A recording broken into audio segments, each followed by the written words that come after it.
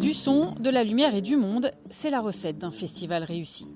Pour que ça marche, parmi 500 bénévoles, Maxime et Christophe, techniciens de métier, festivaliers de la première heure, aujourd'hui piliers de la 7e vague. Ils supervisent toute l'électricité, 1 kilomètre de câbles tout de même. Enfin, moi, ça me fait ma petite semaine soupape, entre guillemets. Voilà, je prends du plaisir à venir sur la 7e vague et puis à faire toute l'installation électrique. Pourquoi soupape ? Ça enlève du stress.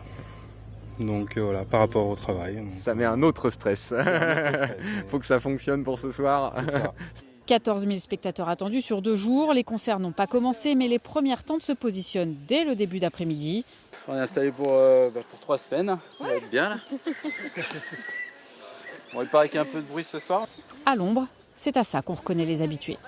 Ce que j'aime, c'est vraiment que ça soit hyper familial. En fait, on peut être là, moi j'ai 26 ans, mais il y aura aussi des personnes qui auront 18 ans, tout aussi 35 ans, il y aura des enfants, des papys. Et c'est vraiment très très convivial, on peut parler à tout le monde est bienveillant. Et c'est pour ça que moi je viens depuis 3 ans. Éclectique cette année encore, 14 artistes sont au programme. Pop rock électro, 900 000 € de budget. Avec une inquiétude pour l'avenir, perte de 13 000 € de subventions régionales cette année et un partenariat e-pass jeune menacé l'année prochaine. Le public d'aujourd'hui qui a 18 ans, si on arrive à le garder dans notre festival, il peut aller 7, 8, 10 ans avec nous et nous accompagner pendant 10 ans. Donc c'est eux l'avenir aussi. C'est une économie qui n'est pas sereine, les festivals.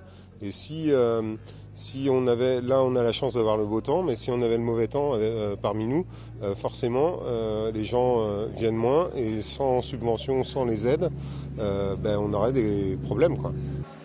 En attendant, ça dure depuis plus de 20 ans à Bretignolles-sur-Mer.